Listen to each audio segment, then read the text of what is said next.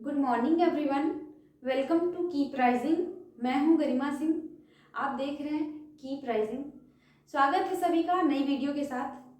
आज की इस क्लास में हम लोग संज्ञा के बारे में पढ़ेंगे। संज्ञा क्या होता है, उसके भेद को भी पढ़ेंगे, प्रत्येक भेद के बारे में भी जानेंगे और भी कुछ। तो चलिए वीडियो शुरू करते हैं। तो सबसे पहले जानेंगे कि संज्ञा होता क्या है। ठीक है, तो किसी व्यक्ति, वस्तु, गुण, स्थान,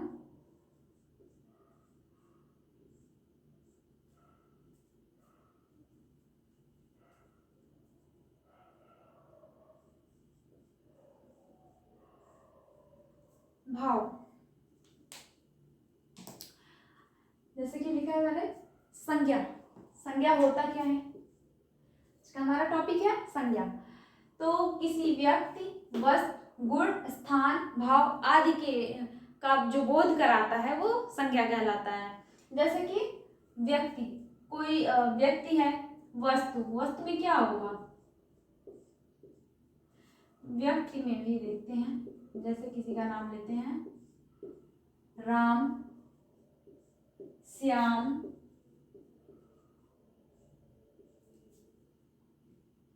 मोहन आदि।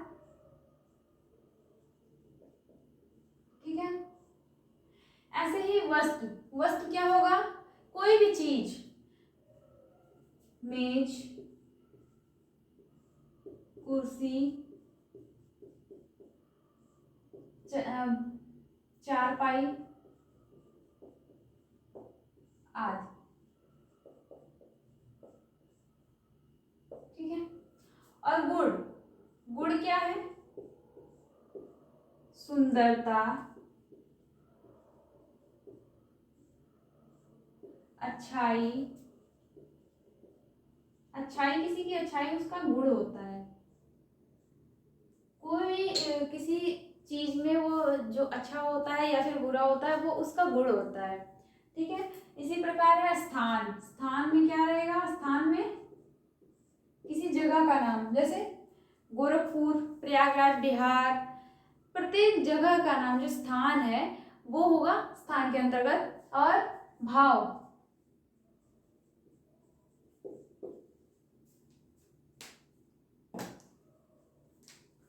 भाव में होगा प्रेम, गुस्सा, प्यार, नफरत आदि। तो इसे हम क्या कहेंगे, संज्ञा, जिसके अंतर्गत हमें प्रत्येक चीजों का पता चलता है, प्रत्येक गुणों का पता चलता है, नाम का पता चलता है, स्थान का पता चलता है, भाव का पता चलता है। तो वो संज्ञा कहलाता है, वो संज्ञा के अंतर्गत आता है। संज्ञा, संज्ञा के आगे इसी में है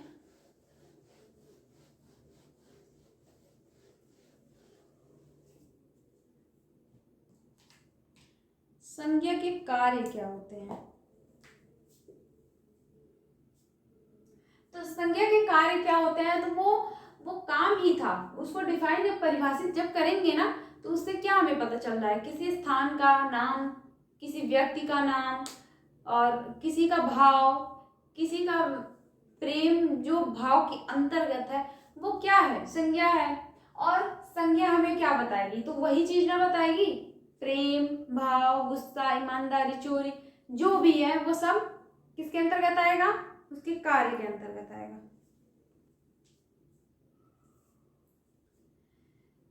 संज्ञा के कार्य, इसी में आगे देखते हैं संज्ञा के कार्य।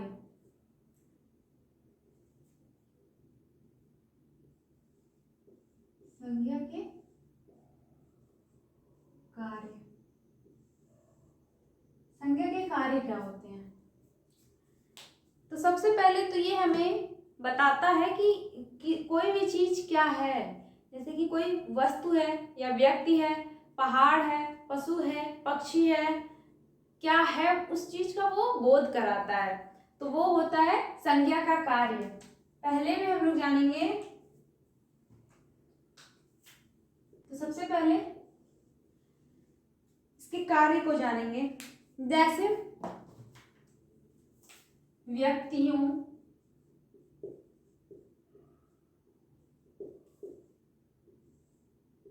पहाड़ों, पत्र पत्रिकाओं,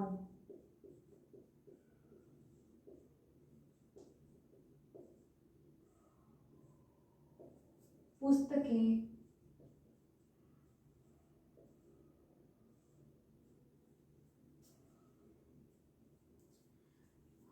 और ग्रह।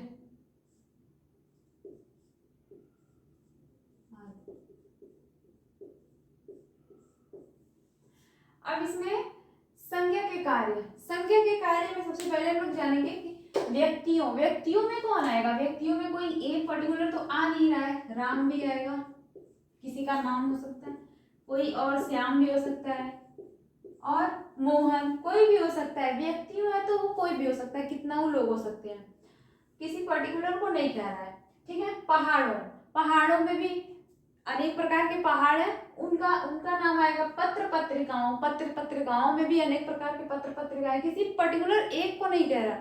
इसी में पुस्तकें, पुस्तकें हैं, पुस्तकें में भी कई प्रकार की पुस्तक आती हैं, उनके बारे में कह रहा है। ग्रह, ग्रह के बाद ग्रहों, ग्रह आदि, तो ग्रह जितने भी होते हैं उनके बारे में कह रहा है। तो इसके कार्य में ये हो गया कि ये हमें बताता है कि कौन क्या है, व्यक्तियों, व्यक्तियों के बारे में, ग्रहों, ग्रहों और पुस्तकों, पत्र पत्रिकाओं आदि के बारे में, ठीक है। दूसरा नंबर है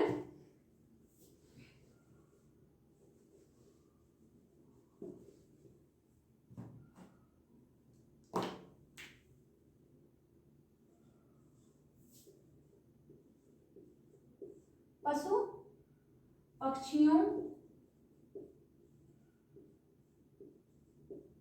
पक्षियों, जानवरों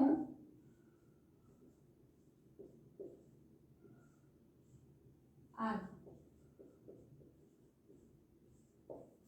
पशु पक्षियों, पशु पक्षियों में अनेक प्रकार के पशु पक्षी आएंगे, वो सब हैं। और जानवर, जानवर में भी कई प्रकार के जानवरों की बात, जानवर की बात की गई है, तो यहाँ पे जानवरों आदि। यहाँ पे पशु पक्षियों और जानवरों के बारे में बताता है। क्या संज्ञा का कार्य होता है, क्या करना, पशु पक्षियों जानवरों के बारे में बताना, व्यक्तियों के बारे में, किसी जगह के नाम के बारे में बताना, जगह को बताना, तो वो है संज्ञा के कार्य। तीसरा कार्य है, इससे क्या होगा ना, ये हमें परिभाषा में ही समझ में आ गया था कि इसके क्या है, संज्ञा क्या है, लेकिन इसके कार्य के अंतर्गत हमें ये पता चलता है कि उस अगर कार्य पता रहेंगे तो हम परिभाषा को लिख पाएंगे, याद करने की कोई जरूरत नहीं पड़ेगी। तो तीसरा है समूह का बोध कराना।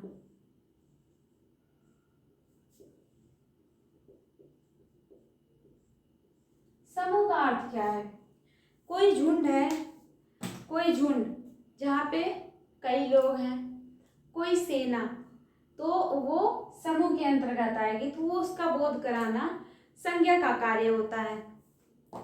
धातु का बोध कराना चौथा है, धातु का बोध कराना।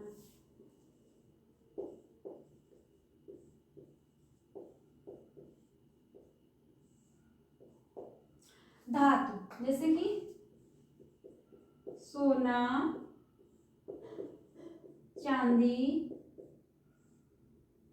आदि, पीतल आदि, तो ये होगा धातु का बोध कराना। अब किसी का भाव, भाव का बोध कराना, जैसे कि वो हमारे लिए उसका भाव कैसा है, उसका बोध कराना होगा, भाव का बोध कराना। तो इसी में आगे आप लोग नोट कर लीजिएगा, भाव का बोध कराना, जैसे प्यार, गुस्सा, तो ये हो गया हमारा भाव।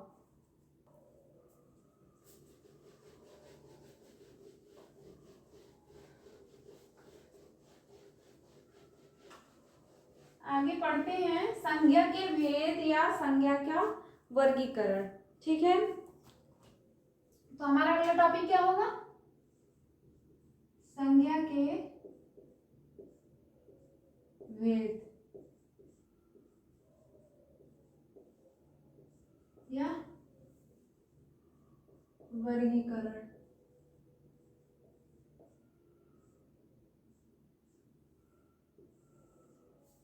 ठीक है, तो संज्ञा के वर्गीकरण को हम लोग देखेंगे कि कितने वर्गीकरण कितने किए गए हैं। इसका जो पहला वर्गीकरण है, इसमें प्राणिवाचक और अप्राणिवाचक के बारे में बताया गया है। इसके पहले वर्गीकरण में जीवांत या अजीवांत, जिसको जीवांत या अजीवांत कहते हैं,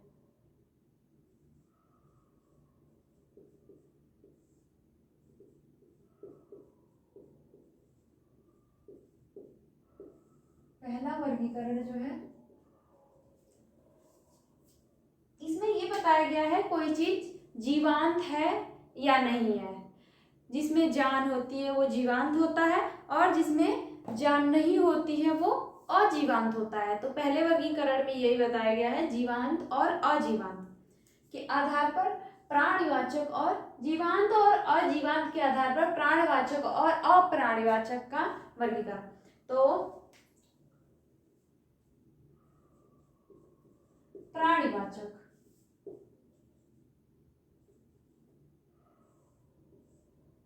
प्राणिवाचक और अप्राणिवाचक।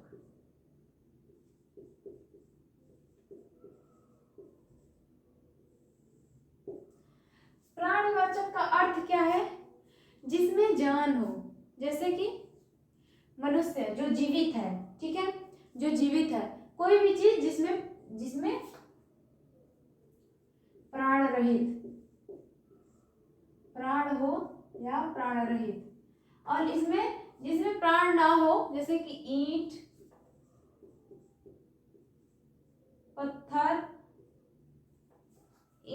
पत्थर, दीवार आदि, जिसमें जान नहीं पाया जाता है, वो इसके अंतर्गत आएगा।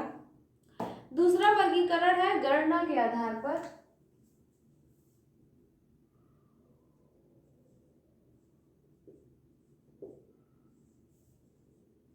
पहला क्या था? पहला था जीवांत और अजीवांत।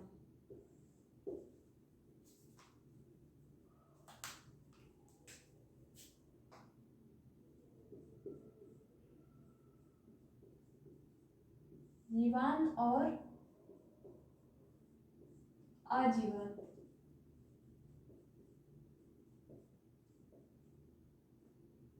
ठीक है, और इसका दूसरा किसके आधार पर वर्गीकरण हुआ है? गणना के आधार पर।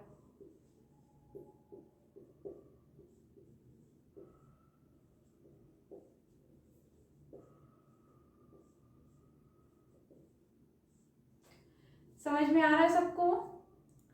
तो गणना के आधार पर वर्गीकरण हुआ है सेकंड वाले का। दूसरे वर्गीकरण में गणना के आधार पर हुआ है।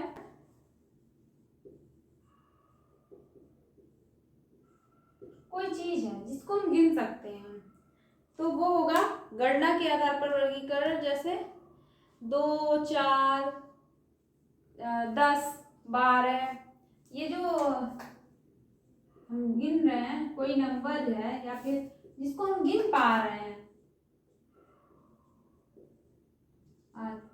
तो ये हो गया हमारा गणना के आधार पर।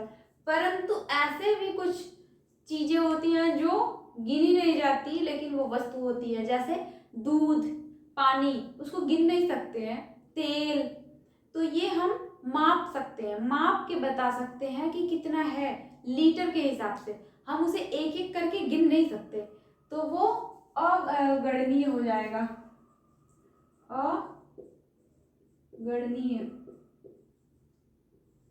ये बस गणनीय, गणना के आधार पे गणनीय जो है वो जिसे हम गिन सकते हैं वो है। जैसे कि कोई नंबर, कोई 2 व्यक्ति खड़े हैं, तो उनको हम बता सकते हैं कि 2 लोग खड़े हैं, परंतु अगर 2 लीटर तेल है कहीं रखा है तो हम ऐसे नहीं बता सकते कि दो बूंद तेल है या फिर 4 बूंद तेल, ऐसे हम एक एक करके नहीं बता सकते, उसे लीटर में मापेंगे फिर पता करेंगे कि वो कितना है।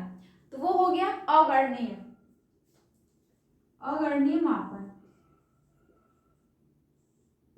गणनीय की बात आई, गणनीय की बात आई तो अगणनीय भी जानना जरूरी है।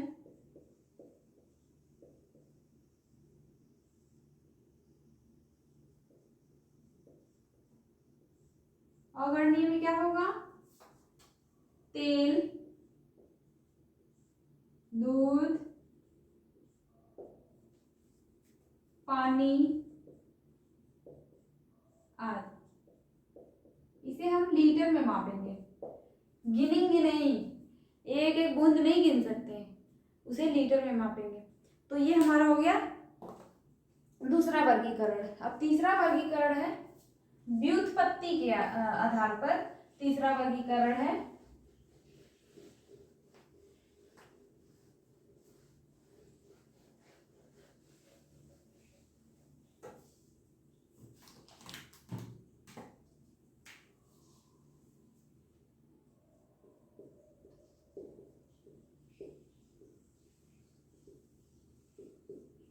तीसरा वर्गीकरण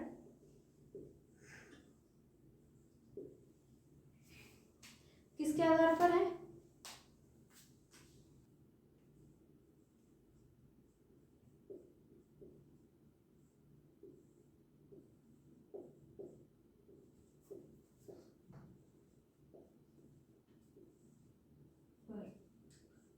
व्युत्पत्ति के आधार पर तीसरा वर्गीकरण जो है वो 3 प्रकार का होता है। पहला है रूढ़, दूसरा यौगिक और तीसरा क्या है? योग रूढ़। ठीक है। व्युत्पत्ति के आधार पर जो हमारा तीसरा वर्गीकरण है वो 3 प्रकार का होता है, रूढ़, यौगिक और योग रूढ़। तो इसमें जो रूढ़ है, रूढ़ क्या है? जो अगर कोई 2 शब्द है जिसको अलग अलग करने पे यानी कि खंडित करने पर उसका कोई दोनों का अर्थ कुछ ना निकले। जैसे अगर कोई शब्द है, उसको ऐसा शब्द है जिसको खंडित करने पे दोनों शब्द जो अलग अलग हो रहे हैं उसका कोई अर्थ ना निकले, वो रूढ़ होगा। जैसे अगर उदाहरण के द्वारा हम समझेंगे, जैसे मान लीजिए आम, आम है, आम को अगर खंडित किया जाए तो आ अलग होगा और म अलग होगा, दोनों का मीनिंग अर्थ रहित है ही नहीं। तो ये दोनों जो खंड किया गया है ये इसका कोई अर्थ नहीं निकल रहा है, ये खंडित होने के बाद अर्थ विहीन होता है, इसलिए ये रूढ़ के अंतर्गत आता है, इसलिए इसको रूढ़ कहते हैं, रूढ़ शब्द के अंतर्गत। यौगिक शब्द में शब्दों का अर्थ निकलता है। जैसे अगर हम किसी शब्द को अलग अलग करके भी देखेंगे तो उसका अर्थ निकलेगा। इसको उदाहरण द्वारा समझेंगे। जैसे मान लीजिए कोई ऐसा शब्द जिसको अलग अलग करें लेकिन जो दोनों शब्द अलग अलग हो रहे हैं उसका मीनिंग निकले, दोनों का अर्थ निकले। जैसे रसोई घर, रसोई घर में अगर रसोई घर को खंडित किया जाए तो एक होगा रसोई और एक होगा घर, तो दोनों का अर्थ निकल रहा है, रसोई अलग है घर अलग है, तो इन दोनों का अर्थ निकल रहा है। रसोई का मतलब जहाँ पे खाना बनता है और घर जहाँ पे हम रहते हैं। तो अगर इसको यौगिक का अर्थ है कि किसी चीज को खंडित करने पे, किसी शब्द को खंडित करने पे उस प्रत्येक खंड का अर्थ निकले, वो होता है यौगिक। अब ये तीसरा है योग रूढ़। योग रूढ़ में क्या होता है? योग रूढ़ में जैसे कोई 2 शब्द हैं जिसको अलग अलग खंडित करेंगे तो दोनों का अर्थ तो अलग अलग होगा, दोनों का अर्थ निकलेगा भी, अर्थ सार्थक होगा। इसका अर्थ ये है योग रूढ़ का अर्थ है, दोनों जो हम शब्द को खंडित करेंगे वो सार्थक शब्द रहेगा। जैसे पंकज, पंकज, पंकज में अब हम इसमें शब्दों को खंडित करेंगे ना, तो इसमें दोनों का अर्थ अलग अलग निकलेगा, लेकिन उसका एक सार्थक मीनिंग होगा। तो अलग करते हैं, पंख धन ज, पंख धन ज। पंख का अर्थ होता है कीचड़ और ज का अर्थ होता है जन्म। कीचड़ से जन्मा हुआ यानी कि कमल। इसका अर्थ दोनों का अलग अलग है, लेकिन दोनों का अर्थ सार्थक है। परंतु इसमें रूढ़ में क्या था, दोनों का अर्थ अलग अलग हो रहा था, हम अलग अलग कर रहे थे, लेकिन वो निरर्थक था, उसका कोई शब्द का अर्थ नहीं निकल रहा था। अलग अलग करने पे वो दोनों खंडित हो जा रहे थे, उसका कोई मीनिंग नहीं निकल रहा था। और यौगिक में क्या है, यौगिक में कोई दो शब्द जोड़ते हैं जिसका अलग अलग मीनिंग निकलता है और दोनों का अर्थ अलग अलग हम प्रयोग करते हैं, तो वो होगा यौगिक। और योग रूढ़ में भी अर्थ जो निकलता है वो सार्थक होता है। तो ये हमारा रहा तीसरा वर्गीकरण। चौथा वर्गीकरण है अर्थ के आधार पर। दूसरा वर्गीकरण था। तीसरा क्या था, तीसरा व्युत्पत्ति के आधार पर था कि अर्थों को अलग अलग करने पे, व्युत्पत्ति पे कौन सा अर्थ निकल रहा है और कौन निरर्थक हो रहा है। और चौथा क्या है, अर्थ के आधार पर वर्गीकरण। किसका वर्गीकरण, संज्ञा का अर्थ के आधार पर वर्गीकरण। तो चौथा है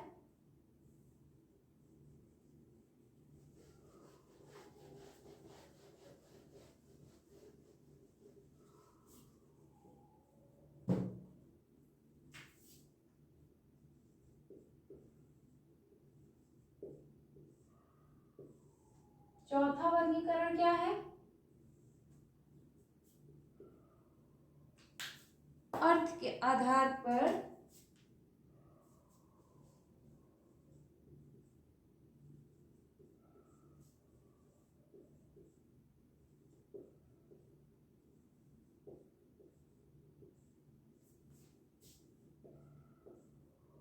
संज्ञा का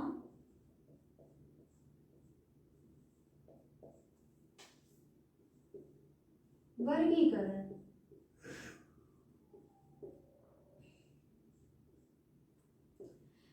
तो इसमें अर्थ के आधार पर संज्ञा का जो वर्गीकरण होता है वो 5 प्रकार का होता है। कौन कौन सा, तो सबसे पहले व्यक्तिवाचक संज्ञा। सबसे पहले लिखते हैं अर्थ के आधार पर संज्ञा का वर्गीकरण। इसमें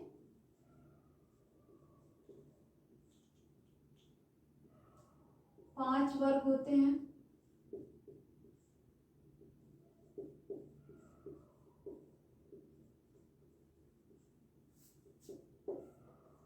पहला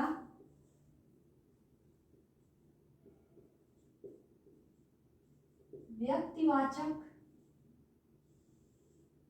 दूसरा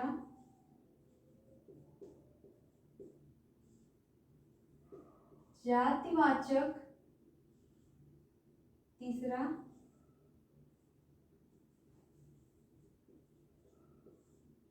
समूहवाचक,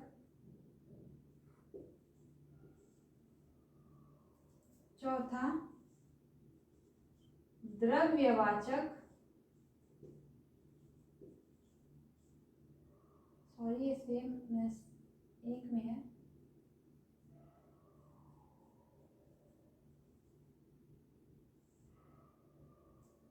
और 2 3 4 5 होता है। एक होता है भाववाचक।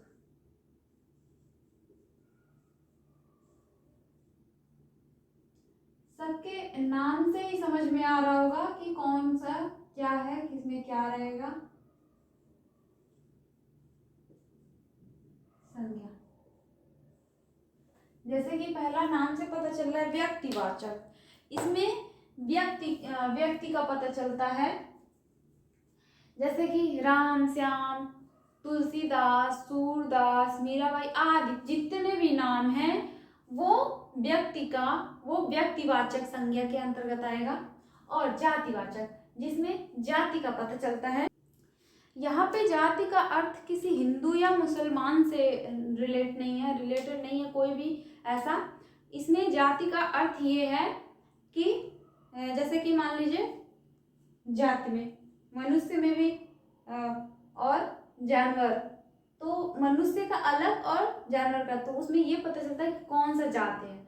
जैसे बकरी, भेड़, और शेर हो गया, बिल्ली, चूहा, ये है जाति मनुष्य का। सॉरी, पशु पक्षियों, इसमें जाति का ऐसे पता चलता है कि उनका कौन कौन सा जानवर है, वो उनका जाति होता है। तो ये हो गया जातिवाचक। समूहवाचक क्या होता है? जैसे कि समूह में कोई झुंड है या फिर कोई सेना है, तो वो समूहवाचक संज्ञा के अंतर्गत आएगा। द्रव्यवाचक संज्ञा में कोई द्रव्य, जैसे सोना, चांदी, हीरे, जवाहरात, जितने भी हैं वो द्रव्य के अंतर्गत आएंगे, वो द्रव्यवाचक संज्ञा कहलाएगा। आप लोग यहाँ पे संज्ञा लिखते जाइए। भाववाचक, भाववाचक को हम लोग पहले भी जान चुके हैं। भाववाचक क्या होता है? क्या, जैसे कोई भी भाव, जैसे कि प्रेम, क्रोध, ईर्ष्या और ईमानदारी, मिठाई, मिठास जो कि स्वाद से है, स्वाद से इसका अर्थ है। तो ये हो गया भाव। हमारा भाव है, कैसा हमारा भाव है, वो भाववाचक संज्ञा के अंतर्गत आएगा। तो ये है भाववाचक। ये प्रत्येक 5 है जो संज्ञा के चौथे वर्गीकरण का 5 पार्ट है। जातिवाचक संज्ञा, व्यक्तिवाचक संज्ञा, जातिवाचक संज्ञा, समूहवाचक संज्ञा, द्रव्यवाचक संज्ञा और भाववाचक संज्ञा। तो ये हमारा था संज्ञा के वर्गीकरण जो, जिसमें 4 वर्गीकरण था। चौथे में हमारा 5 संज्ञा का नाम था, जैसे कि व्यक्ति, जाति, समूह, द्रव्य और भाव। कुछ प्रश्न हैं, कुछ प्रश्नों के सीरीज है जो मैंने बनाया हुआ है अलग अलग बुक्स और अलग अलग प्लेटफॉर्म से छाट के। तो हम लोग प्रश्नों को हल करते हैं।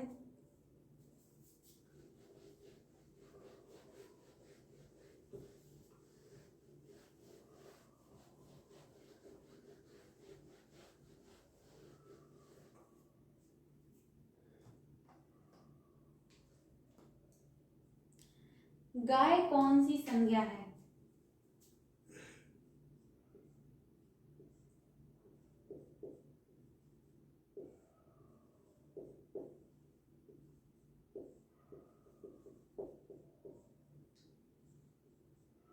गाय कौन सी संज्ञा है?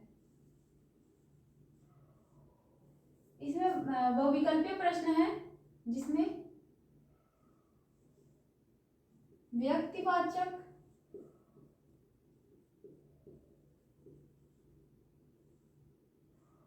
संज्ञा पहला है,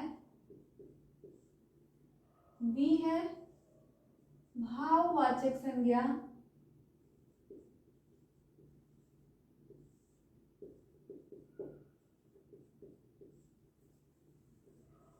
सी और डी भी है। तो सी क्या है? जातिवाचक और डी द्रव्यवाचक। जातिवाचक और डी है द्रव्यवाचक।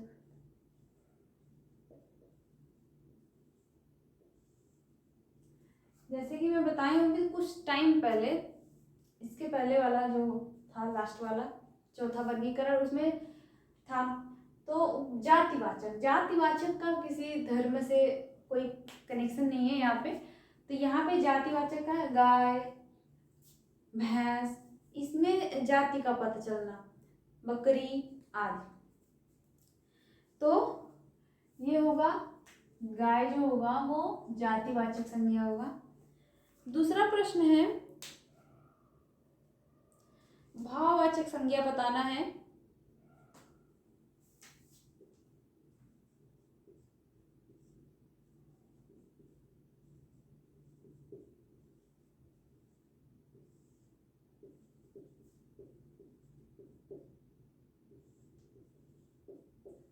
भाववाचक संज्ञा कौन है, और इसमें बहुविकल्पीय है ए, बी, सी और डी। तो ए है दिल्ली,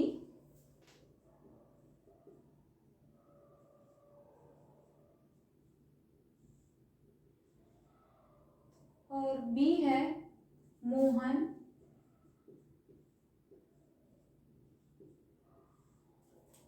सी है लड़का, और डी क्या है, बीमारी।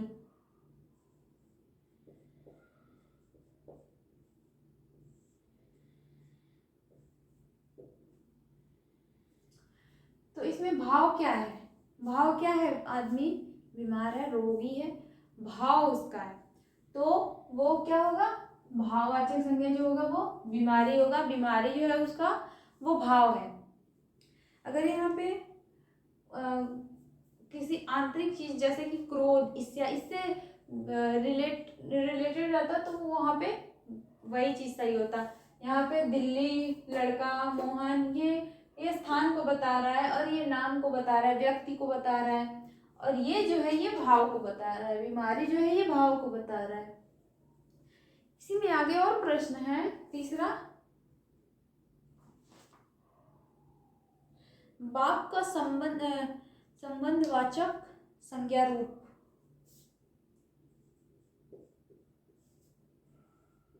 बाप का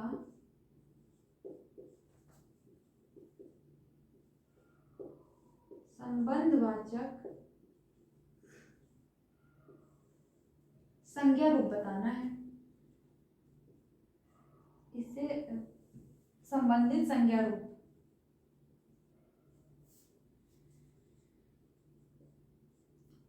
क्या होगा।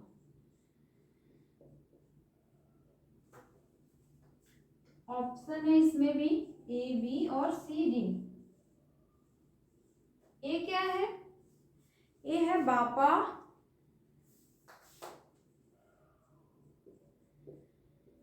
और बी है बाप, सी है बपौती,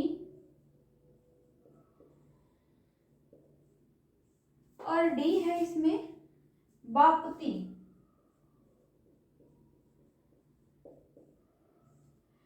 तो यहाँ पे बाप शब्द का ही बताना है, तो सबसे पहले तो बाप होगा नहीं, क्योंकि बाप शब्द का ही बताना है संज्ञा, संबंधवाचक संज्ञा रूप।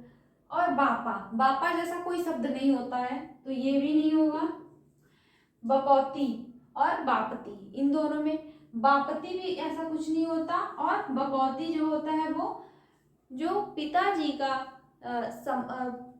प्रॉपर्टी, जो भी धन दौलत होता है, वो बपौती जो होता है पिताजी द्वारा किया गया, तो वो होता है बपौती।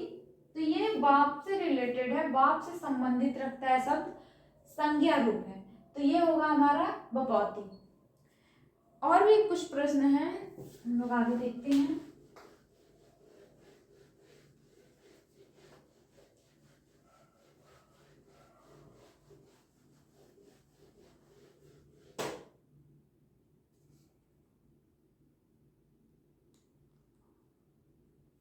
इसमें आगे पशु चर रहे हैं,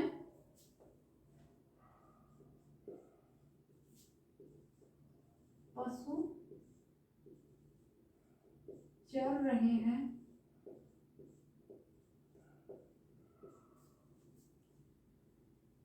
रेखांकित पद है, पशु पे रेखा है, रेखांकित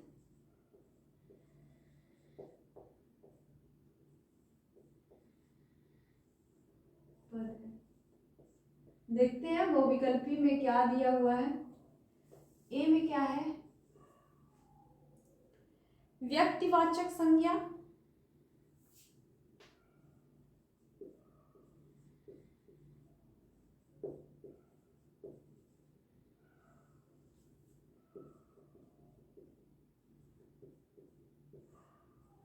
बी है जातिवाचक संज्ञा,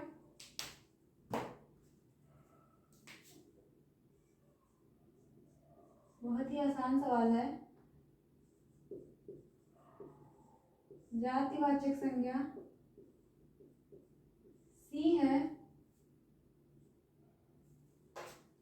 सी है भाववाचक संज्ञा।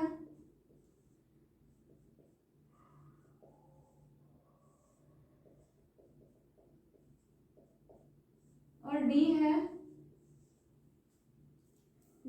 द्रव्यवाचक संज्ञा।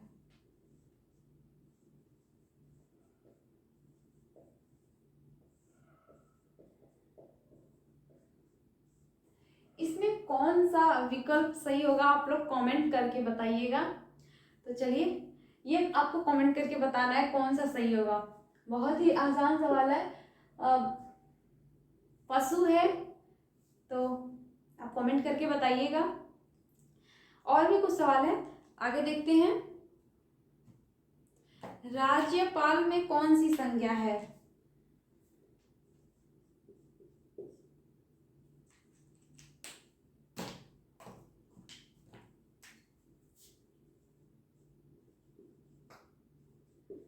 राज्यपाल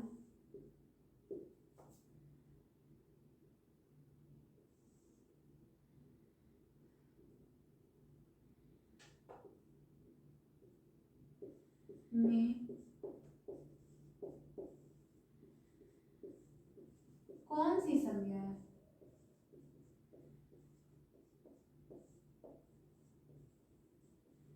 देखते हैं विकल्प क्या क्या दिया है।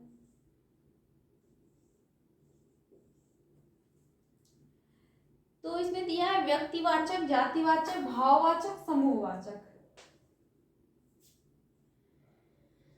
मार्कर नहीं चल रहा है, पता नहीं। तो है व्यक्तिवाचक संज्ञा, भाववाचक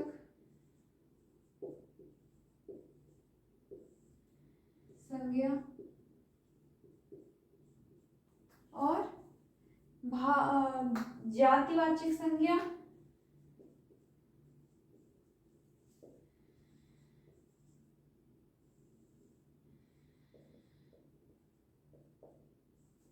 पहला व्यक्तिवाचक, भाववाचक, जातिवाचक और समूह। व्यक्ति, भाव, द्रव्यवाचक संज्ञा।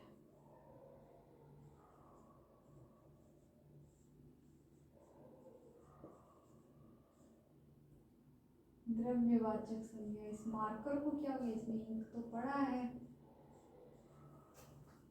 तो कौन सा इसमें होगा? इसमें राज्यपाल है। राज्यपाल जो है क्या बता रहा है इससे?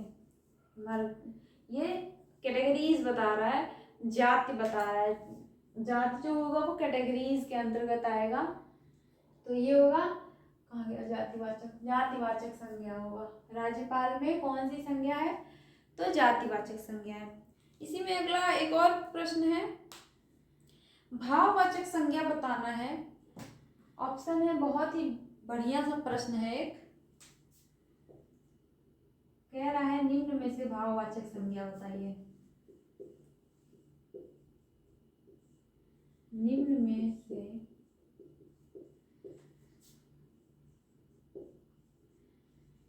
भाववाचक संज्ञा बताएं।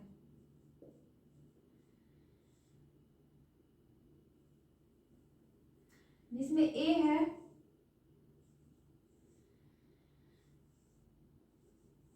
मैं मार्कर चेंज कर देती हूँ, एक मिनट।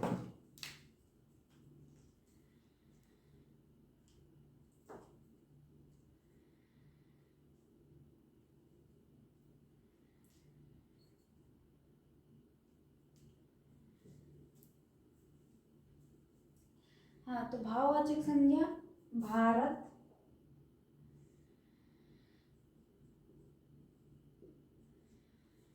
दूसरा है पेड़,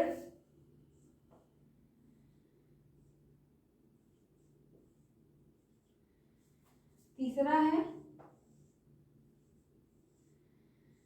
लड़का,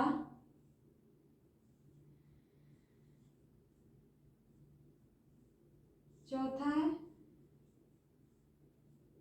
मित्रता, तो इसमें भाव कौन सा है, भाव क्या है? जैसे कि प्यार, ईमानदारी और क्रोध, ये भाव है। इसी प्रकार जो हमारी मित्रता है ये भी हमारा भाव ही है।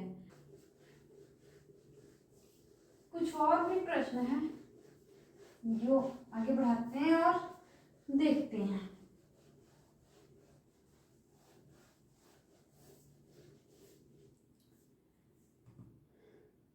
अगला प्रश्न है, लड़का दौड़ता है, इस वाक्य में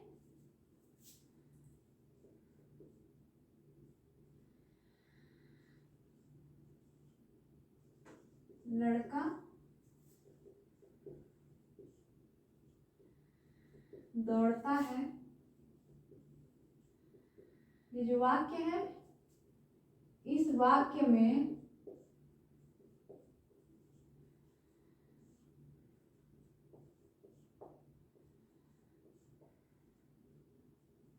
लड़का, इस वाक्य में लड़का किस संज्ञा का उदाहरण है?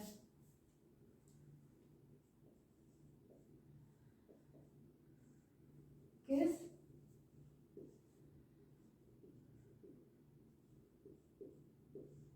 संज्ञा का उदाहरण है?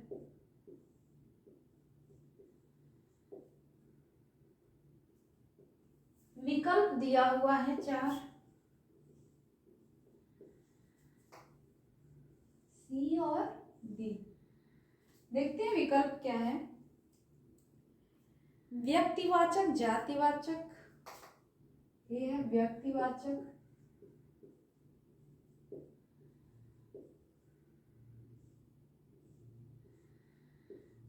बी है जातिवाचक, सी क्या है भाववाचक और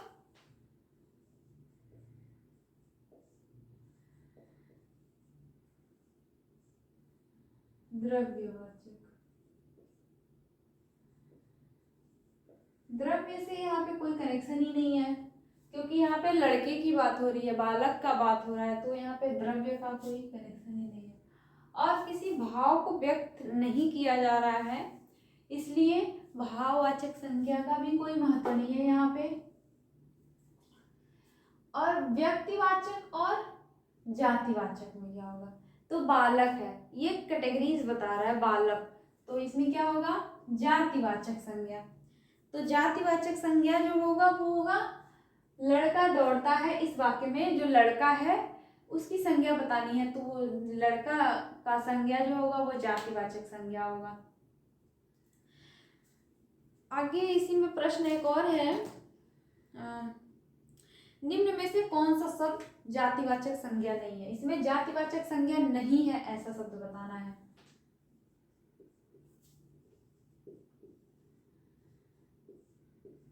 कौन सा शब्द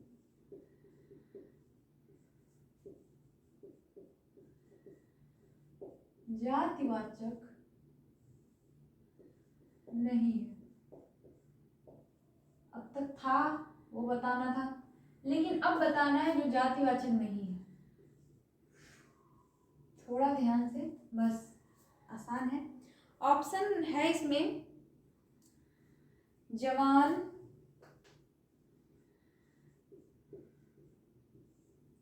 बी है बालक,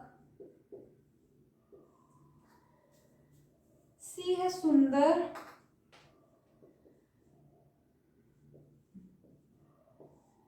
डी है मनुष्य। ठीक है, कौन सा शब्द जातिवाचक नहीं है? इसमें जो जवान है ये भी कैटेगरीज को बता रहा है। कौन सी कैटेगरी? तो ये यंग कैटेगरी यानी कि जवान बता रहा है।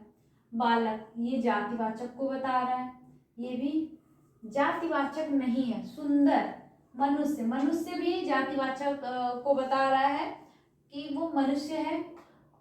और जो सुंदर है ये भाव है हमारा, सुंदर, प्यारा, ईमानदार, दृढ़ और आत्मा, जैसे कि सुंदरता, सुंदर, खूबसूरत, प्यारा, ये जो है हमारा भाव है। तो ये सुंदर जो होगा ये भाववाचक संज्ञा होगा। तो और भी प्रश्न है?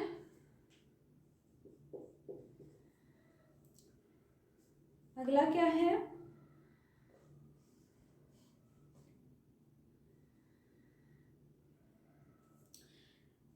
स्वतंत्रता सबको प्यारी होती है।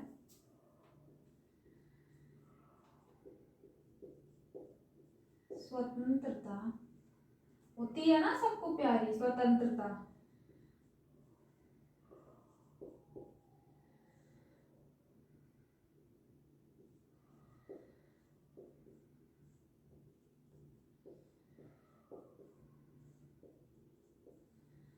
स्वतंत्रता जो है, फ्रीडम सबको चाहिए, छोटा हो या बड़ा।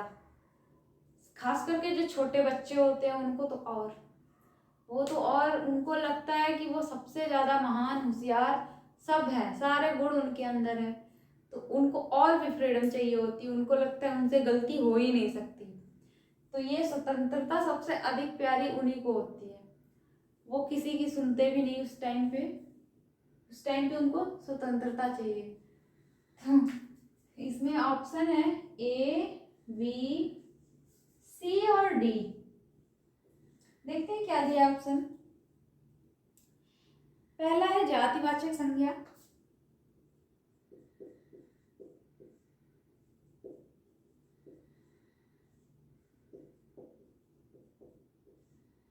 पता नहीं वीडियो में इतना आ रहा होगा कि नहीं। जातिवाचक संज्ञा, और बी है गुणवाचक संज्ञा।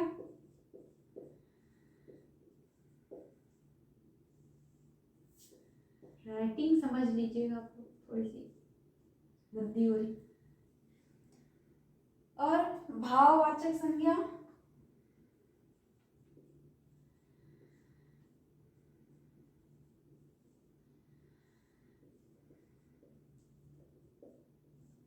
अगला है इसमें से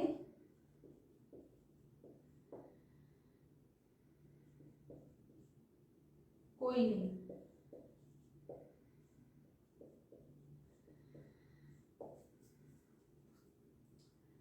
स्वतंत्रता सबको प्यारी होती है, ये हमारा क्या है?